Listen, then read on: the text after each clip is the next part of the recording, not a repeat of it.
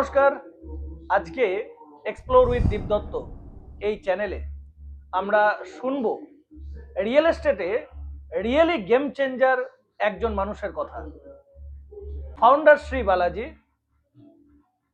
Mister মানব পাল। তোমার এই যে ইনোভেশনটা, এই যে একটা এরকম মেলার মাঠের মধ্যে এই যে একটা পুরো বাংলোকে খাড়া করলে, এই ইনোভেশনটা তোমার মধ্যে এলো কিভাবে, মানে ভেবে এটা করলে বেশি? যখন আমি এটা আলোচনা করলাম যে এরকম একটা কিছু ভাবছি, নর্মালি আমিও তো কিছু আর আগে তো করিনি। আমি তো একদম কনফিডেন্টলি বলতে চাই যে হ্যাঁ ভাবছি করে ফেলবো। 3 দিনে একটা বাড়ি দাঁড় করিয়ে দেওয়া, হ্যাঁ তো হয়, আজকের দিনে হয় না কি হবে। হ্যাঁ তো বেঙ্গল তো একটুখানি একটু স্লো মুভ করে, তো বাংলায় দাঁড়িয়ে 3 দিনে বাড়ি দাঁড় করিয়ে দেওয়া এবং ফুল প্লেজেড, ইটস এ ফুল প্লেজেড হোম। তো টিভি চলছে, প্লাগ অ্যান্ড প্লে, সব তোর ওয়ার্ড্রব আছে, বেড আছে, এভরিথিং ইজ দেয়ার। বাট এখানেও ভাবতে হবে যে এখানেও এটা, এই যে আমি কালকেও বলছিলাম, আমি মাঝখানে বাংলা বাইরে গিয়ে দেখবি এখানে আমরা পার্টনার্স, এই যে প্রত্যেকটা জিনিসই বিভিন্ন বাঙালি অর্গানাইজেশনের, ফার্নিচার থেকে শুরু করে তার ওয়ান ডে ফার্নিচার ডেলিভারি থেকে ওয়ান ডে সমস্ত হার্ডওয়্যার ডেলিভারি, সকালে বলে বিকেলের মধ্যে ডেলিভারি, এবং তারা সব করে দিচ্ছে, হু করে করছে। সো এই যে একটা ওয়ার্ক কালচারের ডিফারেন্স এসছে বাংলায়, এটা কিন্তু আমি বলছি, আমি 2006-07 সালে যখন শুরু করেছি ছিল না। এই যে সময়ের দাম বাংলায় দেওয়াটা, মানে আমি কিন্তু মানে পশ্চিমবঙ্গে বাঙালিদের কাছে সময়ের দাম পাইনি। এখন তো এই যে 3 দিনের টাইম লাইন দাঁড় করে দিলাম, out of box thinking, out of box and boxes thinking. এই যে যারা আসছে, যারা তুই নিজেও দেখলি, উইটনেস ছিল যে এখানে যারা বায়াররা আসছে, 70-80 বছরের যারা বায়ার, এবার সেই যে ভদ্রমহিলা এসছেন, এসে বলে এইটাই তো ঘর, ব্যাস আর কিছু দরকার নেই, আমি বুঝে গেছি। তাকে তুই 3D VR এই করে সেই করেও সেই কনফিডেন্সটা আসতেই পারে না until and unless you have মানে show him this actual thing.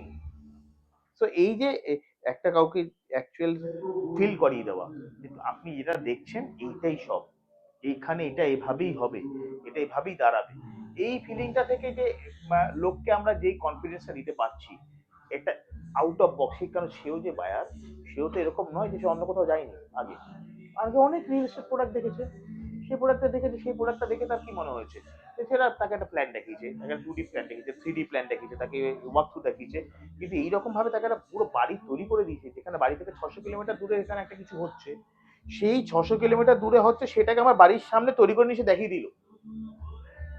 That something unique. তোমার এই যে একটা ভাবনা চিন্তা যে 700 কিলোমিটার দূরে মানুষ যে কিনবে, এই কনফিডেন্সটা তোমার এলো কি করে? লোকে যখন নিউ টাউন, রাজারহাট, গড়িয়া বা এই যে জায়গাগুলো, কলকাতার মধ্যে থেকেই আমি রিয়েল এস্টেটটাকে গ্রো করব, কলকাতার মধ্যে থেকেই কিছু করব, কিন্তু কলকাতার বাইরে 700 কিলোমিটার দূরে ডুয়ার্সে চলে গেলে তুমি, কিছুটা দূরে বোলপুরে চলে গেলে 200-250 কিলোমিটার দূরে, এই যে একটা ভাবনা চিন্তা যে আমি এই জায়গায় গিয়ে করলেও সাকসেসফুল হতে পারি, এই ভাবনাটা এলো কোথা থেকে? দেখ, এই ভাবনাটা যে আমি যে হয়েছি বলে আজকের দিনে তোকে যে বলি যে এটা আমার ছিল, এটা হতোই, এরকম নয়। আমার তো শান্তিনিকেতনটা শুরু হওয়া হচ্ছে একটু দেয়ালে পিঠ থেকে গিয়ে আর কি, মানে যখন আমি বুঝতে পারছি এখানে তথাকথিত রিয়েল এস্টেট করে, এবং আমি যেই গ্রুপটার সঙ্গে কম্পিট করার চেষ্টা করছি, সেই গ্রুপের সাথে কম্পিট করে আমি কিন্তু এখানে লম্বা প্রজেক্ট করে বেশি দিন সাস্টেন করতে পারবো না, because I have lack of funds. এবার আমাকে সত্যি বড় কিছু করতে হবে, আউট অফ বক্স কিছু যদি থিঙ্কিং করে একটু স্পেশালি একটু ইনোভেটিভলি কিছু করতে পারি, তাহলে I may get success. I am not saying I will get success. আমি কি করে বুঝবো সাকসেস? আমি এই যে আজকে এই বাংলাটা বানাচ্ছি, যত কনফিডেন্সে বানিয়েছি, আমার একটা বেসিক এই বাংলাটা বানানোর পিছনে বা এই প্রজেক্টগুলো ওখানে করার পিছনে একটা বেসিক কনফিডেন্স আছে, কারণ অলরেডি আমি ডুয়ার্সে 500 ফ্ল্যাট বেঁচে দিয়েছি। 700 ফ্ল্যাটের একটা অত বড় প্রজেক্ট আমাকে দেখে অনেক বড় এস্টাবলিশ হাউসও কপি করছে। তো সেইটা থেকে বলতে পারিস আজকের দিনের একটা কনফিডেন্স। কিন্তু তখন কোথায় ছিল কনফিডেন্স? আমি যদি আসতাম তখন আমার কোথায় ছিল? আমি একটাই আমার ছিল যে আমাকে কিছু করতে হবে, কিছু করতে চাইছি। মানে আমরা জানতে চাইছি যে আজকের ডেটে শ্রী বালাজি, শ্রী বালাজির শুরুটা কোথা থেকে? Is there any plan? সেটা তোমার তখন কোনো প্ল্যান ছিল? ওটাও আমাদের ওই সবটাই দেয়ালে পিঠ থেকে। আমি তো বিক্রমগড় কলোনি থেকে বড় হওয়া, আমাদের তো ছোটবেলায় আমাদের বাড়িতে ওই বর্ষাকালটা লোকে ট্রাম নিয়ে আসতো, আমরা খাটের উপর থাকতাম, জল জমে থাকতো। আমার বাবা ঊষা ফ্যাক্টরি ওয়ার্কার ছিল, আমি 11 বছর তো নিজেও পেপার দিয়েছি। তো লাইফের যতগুলো হার্ডলস আছে আর যতগুলো কি বলবো চ্যালেঞ্জেস আছে, so more or less I have faced everything. So নতুন করে নতুন চ্যালেঞ্জেস কিছু নিয়ে এসে যে এইটা নতুন চ্যালেঞ্জ, এই চ্যালেঞ্জটা আমাকে এইভাবে করছে, এরকম কিছু আমার লাইফ চ্যালেঞ্জিংই ছিল। ইনফ্যাক্ট এখনো আছে। I always each and every day either or we are facing challenges. তো চ্যালেঞ্জ আছে, এই চ্যালেঞ্জটা তখনও ছিল, কিন্তু এই যে নতুন চ্যালেঞ্জটাকে নিতে গিয়ে সত্যি কথা বলছি খুব একটা বেশি কষ্ট হয়নি, কারণ চ্যালেঞ্জটা তো বরাবর নিয়েই এসেছি। কিন্তু আমার মনে হয়েছিল যে এটা কিছু ডিফারেন্টলি কিছু করতে পারি। এই যে শান্তিনিকেতনে কেন হঠাৎ করে স্টুডিও করলাম, তার আগে পর্যন্ত শান্তিনিকেতন মানেই ছিল হচ্ছে যে লোকে একটা ওই বাংলো হবে, অনেক বড় জায়গা হবে, বাড়ি হবে, কিন্তু কি হচ্ছে এই বাংলো জায়গা বাড়িগুলো প্রথম জেনারেশন করছে, সেকেন্ড জেনারেশন ডিস্ট্রেস সেল করছে, কারণ মেনটেন করতে পারছে না। শুধুমাত্র পয়সার জন্য এরকম একদমই নয়। একটা বাংলো বাড়ি বাড়ি থেকে 200 কিলোমিটার দূরে একটা বাংলো মেনটেন করা, it's a headacheful thing. It's a stand alone, তোকে সবকিছু নিজেকে করতে হয়। So why not make something that is would be an gated community, এই যে পরবর্তী হ্যাজার্ডের অ্যাসেট থেকে লাইবিলিটি না হয়। Plus it has to be very economical for the mass. কেন কি আমরা সেকেন্ড হোম মানে যে বাগান বাড়ি, বাগান বাড়ি মানে সবাই বড় বড় শুনে এসেছি কি বাগান বাড়ি মানে উচ্চবিত্তের জন্য একটা ব্যাপার। তো বাগান বাড়ি, এই যে সেকেন্ড হোম, এটাও যে মধ্যবিত্ত লোকেরও একটা জীবনের সঙ্গী হতে পারে, এইটা থেকেই আমার এই কনসেপ্টটা, let's do something for the mass. সেই জন্যই আমি অনেক বিগার ভলিউমে স্টুডিও অ্যাপার্টমেন্ট লঞ্চ করি। এবং আমার তখন মনে হয়েছিল জানো, যদি আমার কাছে কি ক্যাচ পয়েন্ট, আমার তো ব্র্যান্ড ভ্যালু নেই, লোকে ব্র্যান্ডটা চেনে না, আমাকে দেখে পয়সা দেবে না, তাহলে আমার কাছে ক্যাচ পয়েন্ট এটাই হতে পারে, প্রাইসিং। লেটস ডু সামথিং, যে let's offer A some price, লোকে যেটা ফোর্সড হবে বাকিটা ভুলে গিয়ে একটা বাড়ি কিনবে। তো প্রাইস কথাটা তুমি যখনই বললে, প্রাইস যখনই কম্প্রোমাইজ করা যাবে বা রেট কমিয়ে দেওয়া যাবে, তখন কোয়ালিটিটাতে তো কোনো সেটার পিছনে অনেক ইকোনমিক্স আছে। সেটা হচ্ছে এরকম নয় যে ডেফিনেটলি আপনি আমি একটা প্রাইস কমিয়ে দিতে আমাকে কোয়ালিটি কম্প্রোমাইজ করতে হবে, না সেরকম নয়। প্রাইস কমালে পরেও যদি if you have proper planning, you can do, you can manage. সেটা কি করে, সেটা তো ইকোনমিক্স আছে। যে আমার যদি 500 ফ্ল্যাট, আমি কি 500 ফ্ল্যাট একই দামে বিক্রি করবো? আমি 50 টাকা দামে বিক্রি করবো, ওকে, পরের 50টা সেইভাবে অ্যাভারেজ আউট মানে করতে হবে। আমার proper strategy, proper exactly. Planning থাকলে পরে ফেজ ওয়াইজ করলাম, ডেলিভারি করবো আমার নিজের ট্রাস্ট। আমি যেই ফ্ল্যাটগুলো 2010 সালে 2 লাখে লঞ্চ করেছিলাম, সেই ফ্ল্যাটগুলো আজকে 18 লাখে বিক্রি হয়। রাইট। কি করে হয়? Because the product is delivered, the project is successfully is মানে রানিং, এন্ড 12 বছর ধরে মেনটেনেন্সে আছে, কোথাও দেয়াল ভেঙে পড়েনি, চটে পড়েনি, এখনো এই অ্যাজ ইট ইজ চকচক করছে, গেলে গার্ডেন ঝকঝক করছে, লোকে মনে করছে আমার বাড়ি একটা রিসর্টে। এই যে এত বছর ধরে এই জায়গাটা ধরে রেখেছে, প্রোডাক্টের দাম বাড়ছে, এই যে কন্টিনিউয়াস দু ফেজও লাখে বাড়ছে। 2 লাখে ফ্ল্যাটটা তুমি লঞ্চ করেছিলে, তো 2 লাখে ফ্ল্যাটটা লঞ্চ করতে গিয়ে লোকজনের কাছ থেকে তুমি কি রেসপন্স পেয়েছিলে হ্যাঁ, এটা প্রপারলি? নতুন চিটিংবাজ কোম্পানি বা মাথায় এলে পুরো টাকাটা চিট হয়ে যেতে পারে। তারপরে এরকম হতে পারে যে এরকম লোক হয়েছে যে আমার কাছে তারা আজকের দিনে, তাদের মধ্যে অনেকেই আজকের দিনে আমার রেগুলার ক্লায়েন্টস আর কি, তারা আমার অন্যান্য প্রজেক্টেও তারা রেকারিং ক্লায়েন্ট। Recurring clients. তারা যদি তখন আমার কাছে থিঙ্কিং ছিল যে কি হতে পারে, বড় জোর 2 লাখ টাকা চলে যাবে। কেউ এটা ভেবেছিল আরে টোটাল টাকাটা তো একবারে নিচ্ছে না, কিছু টাকা চলে যাবে। কেউ এরকম ভেবেছিল আরে 2 লাখে যদি 4টে ওয়ালও দিয়ে দেয়, মাথার উপর ছাদ দিয়ে দেয়, বাকিটা করে নেবো। ঠিক আছে। So there was many kind of things, এবং অনেক লোক ছিল যারা বুকিং করে ক্যান্সেল করেছে, তারা ভরসা করতে পারে, এবং সেটা খুব স্বাভাবিক ছিল, ওটার মধ্যে কোনো অস্বাভাবিকতা কিছু নেই। যারা করেছিল, যেই রিস্কটা নিয়েছিল তারা গেইন করেছে। নো রিস্ক নো গেইন আমরা সবসময় বলে থাকি, কিন্তু আমিও রিস্কটা নিয়েছিলাম। সবচেয়ে বড় বড় রিস্ক আমি নিয়েছি। আমি 2 লাখে ওখানে একটা আমি প্রোডাক্ট লঞ্চ করবো, প্রোডাক্টটা সাকসেসফুলি বানাবো, বানিয়ে ডেলিভারি করতে পারবো। আমি তো জানতাম না, যখন আমি করতে পেরেছি। হ্যাঁ, আমার ডেডিকেশন ছিল যে আমি লেগে থাকবো, আমি ফিল্ড ছেড়ে পালাবো না। তো করেছি আজকে, সেই জন্যই সেখানে আজকে ফেজ 4 হচ্ছে the first ever high rise in the Birbhum district. সেখানে আমাদের 21,000 স্কয়ার ফিটে অত বড় ফুড কোর্ট আসছে, যেখানে ইন্টারন্যাশনাল ব্র্যান্ডস নিয়ে আসছি। এখানে বীরভূমের ফার্স্ট রেসিডেন্সিয়াল হাই রাইজটা ওখানে হয়ে গেছে। ওই রকম লাক্সারি লেভেলের প্রোডাক্টটা হচ্ছে, যেই প্রোডাক্ট যেখানে যেই কমপ্লেক্সে আমরা 2 লাখে ফ্ল্যাট দিয়েছিলাম, আজকে সেই কমপ্লেক্সেই কোটি টাকার বাংলো বিক্রি হচ্ছে। একই রকম সব রকম লোকের জন্য সবকিছু একটা কমপ্লেক্সে। হ্যাঁ, সবার জন্য সবকিছু, মানে কেউ আসলে পরে আমার ঘর থেকে কিছু না নিয়ে বেরোতে পারবে না। তো তার জন্য স্টুডিও অ্যাপার্টমেন্ট আছে, তার জন্য লার্জার অ্যাপার্টমেন্ট আছে, লাক্সারি অ্যাপার্টমেন্ট আছে, তার জন্য বাংলো আছে, তার জন্য রো হাউস আছে, এভরিথিং ইজ দেয়ার। সো এইরকম করে মিক্স এন্ড ম্যাচ করে এমন একটা বাকেট তৈরি করা যে লোক এখান থেকে যেন বেরোতে না পারে। এবার তুই যেটা বলি যে কলকাতা থেকে দূরে গিয়ে কেন, আমি বললাম কলকাতার মধ্যে থেকে তো আমি এটা করার স্কোপ ছিল না আমার কাছে সেই সময়, আমার কাছে ফান্ড ছিল না, কিছু ছিল না। কিন্তু কলকাতার বাইরে গিয়ে যখন আমি করার চেষ্টা করলাম, দুটো জিনিস আমার মনে হয়েছিল যে আমি কলকাতা বাড়ি গিয়ে করতে পারি, subject to the product has to be very innovative and different from anything. এই যে আজকে আমার কাছে লোকে আসছে কেন, this is tripology is the only house যে নাকি একসঙ্গে 7টা ডেস্টিনেশন অফার করতে পারে। আজকে যদি রাজারহাটে যে কোনো লোক যেটা একটা বাড়ি কিনবে ডিসাইড করে, সেই বাড়িটা সেই রিকোয়ারমেন্টে একই অঞ্চলে 25টা বাড়ি আছে, তারা বিভিন্ন রকম অফার করছে, তাই তো। কেউ এটা অফার করছে, কেউ সেটা অফার করছে, but people have many choice. But if people comes to my house, they have only one option, either he or she take from me or not, because I do not have any competitor, because my product itself is something very unique. Exactly. I was the first person to launch a product in Duers.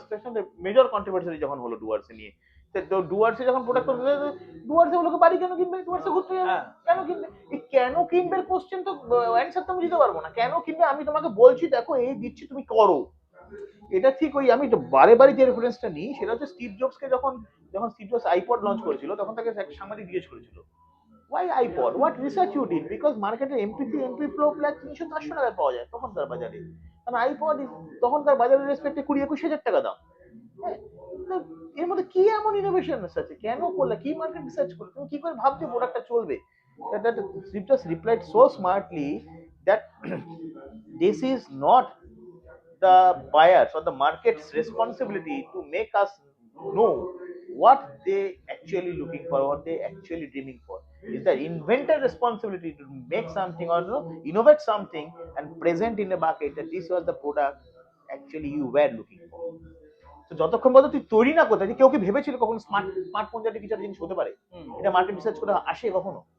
কেউ ভেবেছিল আইফোনের মতন কিছু একটা phone হতে পারে যার জন্য লোকে যেমন দাঁড়িয়ে থাকবে? এটা মার্কেট রিসার্চ করে যে আছে, মার্কেট রিসার্চ করে লোকে যদি জানতে চাই তুমি কি চাও, এই চাও সেই চাও, লোকে বলতে পারবে যে আমি এটা চাই, যে আমি মনে মনে এরকম করে ভাববো, আর আমি এখান থেকে এখন যাদবপুরে আমার বাড়িতে চলে যাবো, এই গুপি গাইন বাগাবাইন যেরকম আমরা দেখেছি সেরকম চলে যায়, লোকে ভালো যায় পাগল হয়ে গেছে। But if I can really do something, some innovations, যেটা হয়, তবে আর কি করছো? হ্যাঁ, এটা তো আমরা স্বপ্নেও ভাবিনি। তো যেটা লোকে স্বপ্নেও ভাবিনি, if I can do something, then there is a definite chance to win.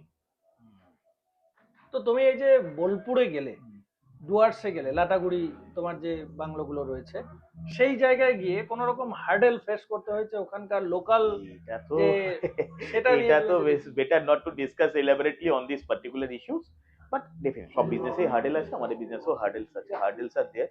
If there is no hurdle, it means that nothing is happening. If everything is happening very smoothly, so you have to consider there is something fishy. So hurdles are there. Definitely, the life itself is a journey, the hurdleful journey. So hurdles are there. So you have won that. Yes, you have to accept all the hurdles in very sportingly. Hurdles you have to accept very sportingly. Hurdles তো থাকবেই, hurdles আছে আমাদের, everyday hurdles আছে, every moment hurdles থাকে. So but now মানে we enjoy the hurdles, and after winning the every hurdle phase, so একটা satisfaction আসে। যতক্ষণ হার্ডেলসটা আমরা উইন না করি, ততক্ষণ স্যাটিসফ্যাকশনটাও আসে না। আচ্ছা, রিয়েল এস্টেট বলতে আমরা সবসময় ভাবি যে সাম গ্রুপস আর দেয়ার নন বেঙ্গলি। তো তুমি অ্যাজ এ বেঙ্গলি, তোমার এই যে যা উত্থান, এটা দেখে আজকের ডেটে সোশ্যাল ইম্প্যাক্ট তুমি কিভাবে দেখো, এটাকে যদি একটু বলো। দেখো, রিয়েল এস্টেট মানে আমি তো বলছি, এখন তো তুই রিয়েল এস্টেট দিয়ে সুন্দর করে কথা বলে বলছিস। আজ থেকে 10 বছর আগে রিয়েল এস্টেট যেটা ছিল প্রমোটার। একদম প্রমোটার মানে একটা খুব একটা একটা খুব মোটা ভাবনা ছিল, একটা মানে একটা একটু মাফিয়া টাইপ লোক, গলায় সোনার মোটা চেন থাকবে, হাফ প্যান্ট পরে, মুখে খুব বাজে ভাষা থাকবে, সে খুব দুশ্চরিত্র হবে, এরকম একটা ব্যাপার ছিল। বাট আমি বলছি যে আমি ওই ফেসটাও দেখেছি, এই ফেসটাও দেখেছি। Now real estate become a industry. So real estate is a industry, এবং রিয়েল এস্টেট একটা ইন্ডাস্ট্রি যে নাকি হাই ইম্প্যাক্টফুল ইন্ডাস্ট্রি। রিয়েল এস্টেটে ভারতবর্ষে জিডিপি প্রায় 8% রিয়েল এস্টেট হোল্ড করে, that is huge. Highest numbers of employments, direct indirect generation real এস্টেটে হয়। সব থেকে বেশি আনস্কিল্ড লেবার রিয়েল এস্টেটে কানেক্টেড আছে। More than 300 small and big and large industries connected directly indirectly, still cement থেকে শুরু করে পেরেক পর্যন্ত, আনস্কিল লেবার থেকে শুরু করে আর্কিটেক্ট পর্যন্ত, সব রকমের লোকের এখানে কানেকশন আছে। রিয়েল এস্টেটে একটা মানে ভারতবর্ষের মতন দেশে যেখানে এখনো মোর দেন 60% লোকের নিজস্ব বাড়ি নেই, সো রিয়েল এস্টেট একটা এত happening industry, and the industry after GST and RERA is became a industry. So it's no more promoter, promoting, promotional job. It's not like that. Real estate has become a full-fledged industry. So যখন আমরা একটা full-fledged industry নিয়ে কথা বলছি, so এটা নিজেরও যখন আমি ইন্ডাস্ট্রিতে আছি, আমি তো ওই পিরিয়ডটাও ছিলাম, এই পিরিয়ডটাতেও আছি। সো এটা একটা আমাদের গর্ব করার মতো যে we are a part of a bigger industry.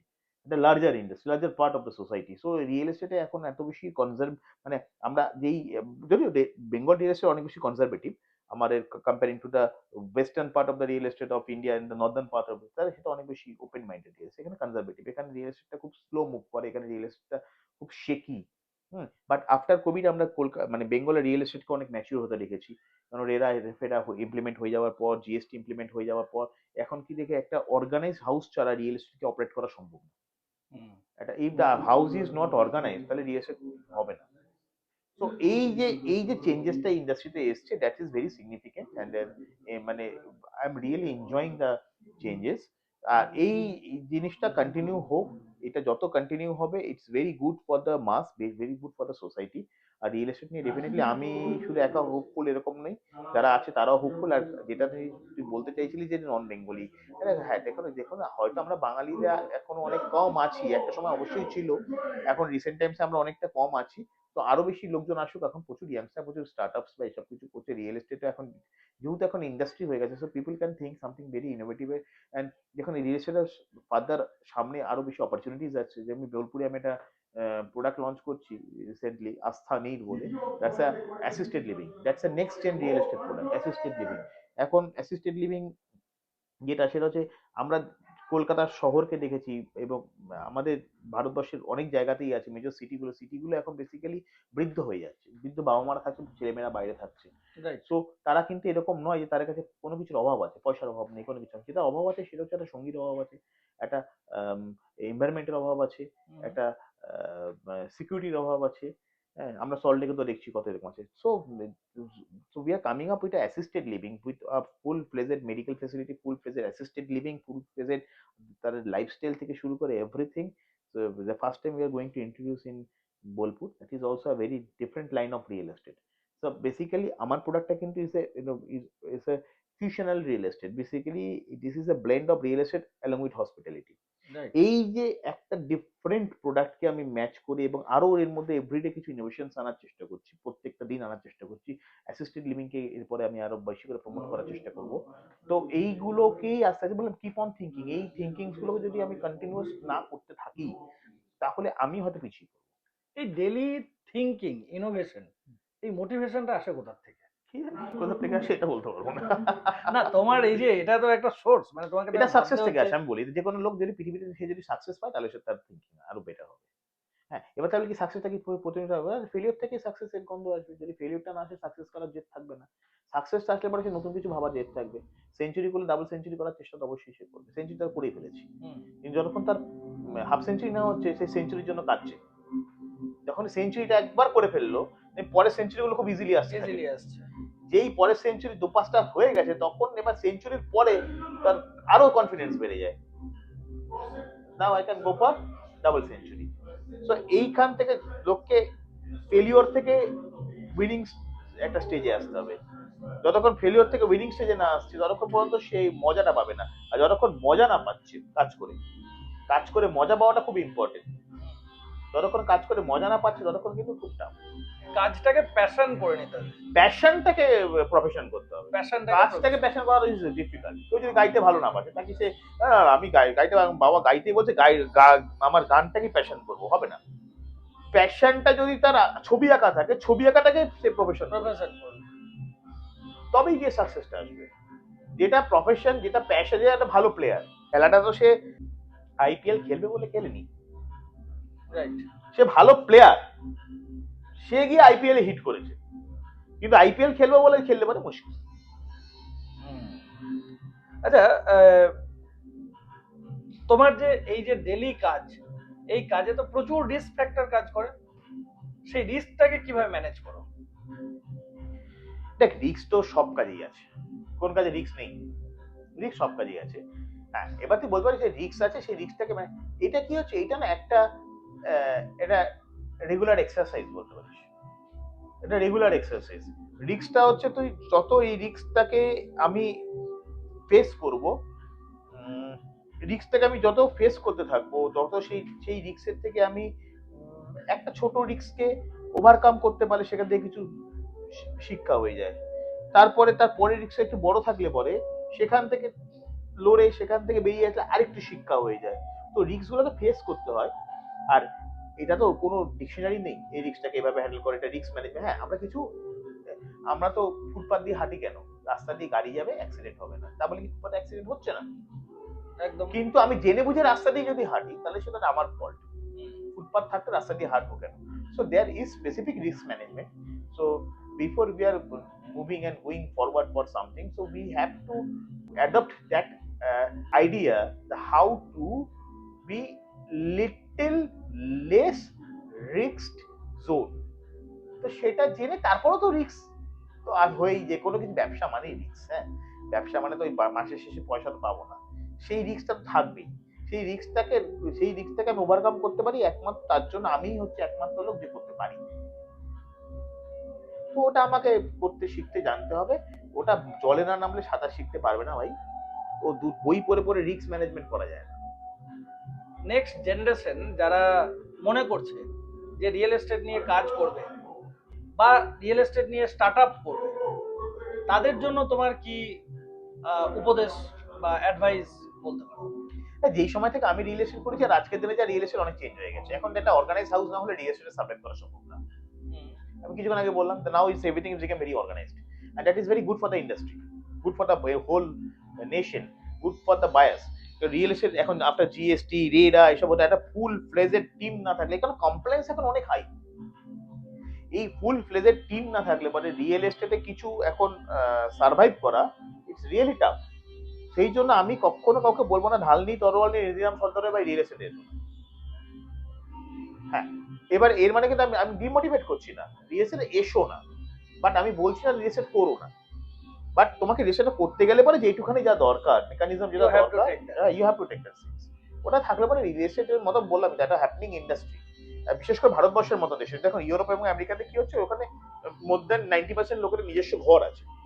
হ্যাঁ, এবং যেই লোকগুলো ওখানকার রেসিডেন্ট যারা মাইগ্রেট করছে তাদের কথা আলাদা, 90% রেসিডেন্টের নিজস্ব ঘর আছে, ইভেন মোর দ্যান দ্যাট।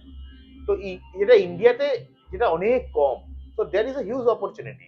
যারা স্টার্ট আপ করছে তারা ডেফিনেটলি যারা ইয়াং জেনারেশন তারা রিয়েল এস্টেট নিয়ে করতে চাইলে পরে তারা শুরু করুক, তারা করতে পারে, বাট একটু প্ল্যান করতে হবে।